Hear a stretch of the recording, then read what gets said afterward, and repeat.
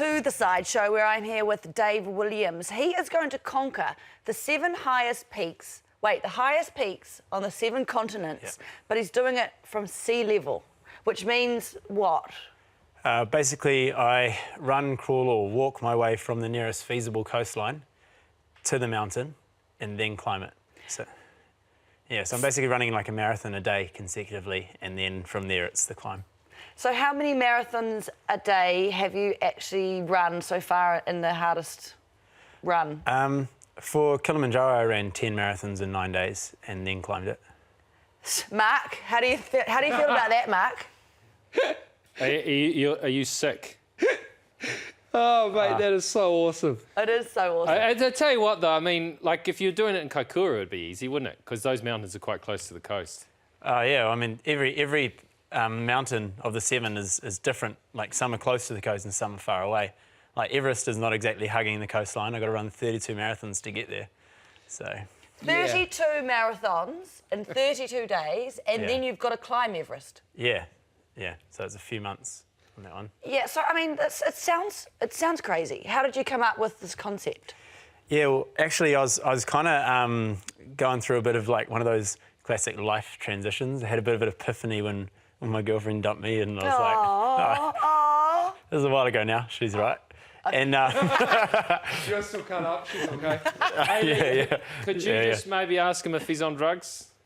No, I won't ask that. I doubt you are. No, I'm a teacher. It's forbidden. And it's bad as well.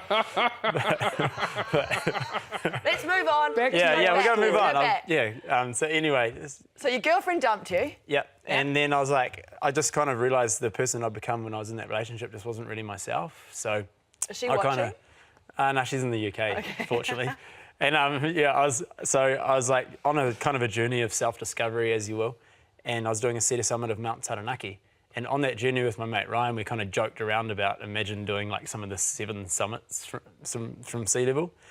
And then I actually returned from that journey and found out that a good friend of mine had lost his battle with depression and taken his life. And that kind of just straight away it resonated in me. And I don't know, just something clicked. And I thought, what can I do to try and like help the cause? Because this is, so common these days. And so I kind of attached, I thought I'm going to do the 7 summits from sea level and do it for raising money and awareness for men's mental health. That is such a good cause.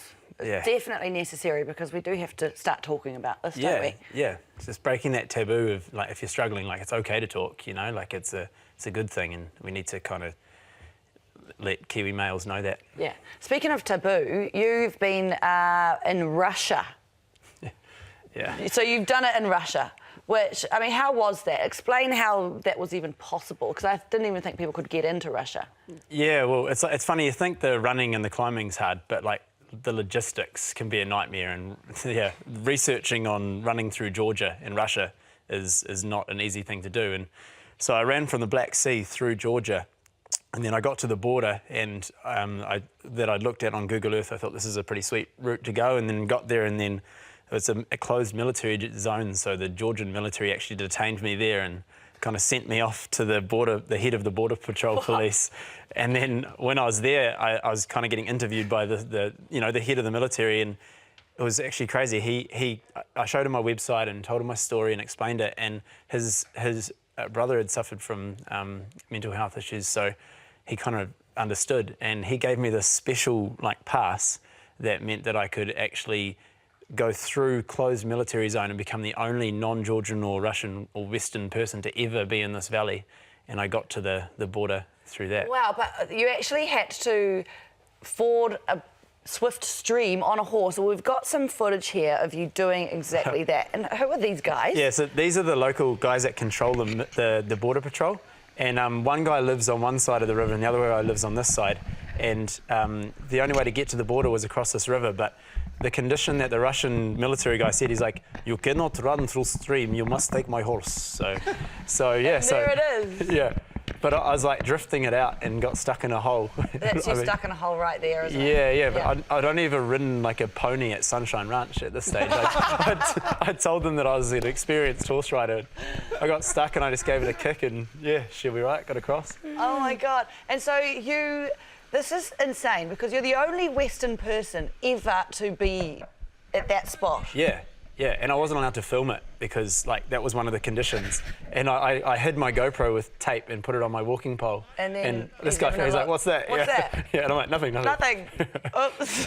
So that's insane. And then you got to the border, then you had to go back to the proper border, cross, get back to that point. Yeah, get my passport stamped, get onto the Russian side, and then try and approach it, get to the border from the Russian side to where I was. Like, this is interesting. We could do a whole hour with you, I think. But let's talk about, like, some of the hardships.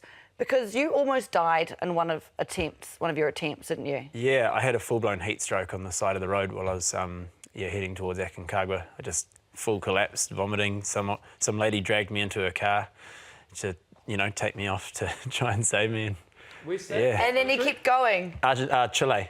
was going through the Chilean desert and it was like just hot and and it was real hot and stuff. Quite ironic, isn't it? And then, You blew a gasket.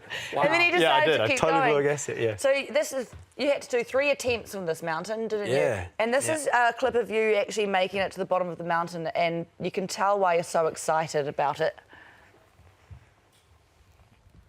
Look at you. Yeah. Congrats, bro. Woo! Not just once, but twice. Here we are, Aconcagua, that way. You can just see him in the background. Oh, that's special. 5 days of pain. Here we are. I'm gonna rest now. Ripping the bivouac, cheers. I'm sorry, but that's far too chipper for having just run 5 marathons. It becomes routine, I guess. Yeah. But I was pretty sore there. Yeah. And so what's next for you? So he's done 4 out of the 7. Yep. Where are you going next? In a few weeks, actually, I'm off to Alaska to do Mount Denali, the first ever Sea2 Summit of Denali from Anchorage. Going to run 5 marathons to get to where the snow starts, and then it's a 12-day trek through snow and up a glacier to get to base camp, and then from there it's another 2-week climb. Oh, what? You don't do this for fun, do you, Andrew? Andrew's got a weak question. Has anyone ever tried anything like this before, Dave? Nah. Well, of the 7 summits, 4 of the 7 had never been done from sea level. So it's not just a world first to do the 7; it's a world first on 4 of them. Which is good because it means no one's died yet. I mean, have they doing it? Not that I know of. There's actually an event in Auckland which I've done. It's the 7 Okay, it's actually not about you, Mark. peaks. In one day you run 7 of Auckland's volcano peaks. Yeah, that sounds really lame, actually. That's quite impressive, I think my mum did that. I think she walked that, mate. On that note, I'm going to leave you there. Doing it, all right? We also, if anyone knows how to get sponsorship, can you get hold of us on Facebook? Because we want to help Dave Williams get some money for the Mental Health Foundation through this, don't we? Yep. And go to Sea2Summit7.co.nz.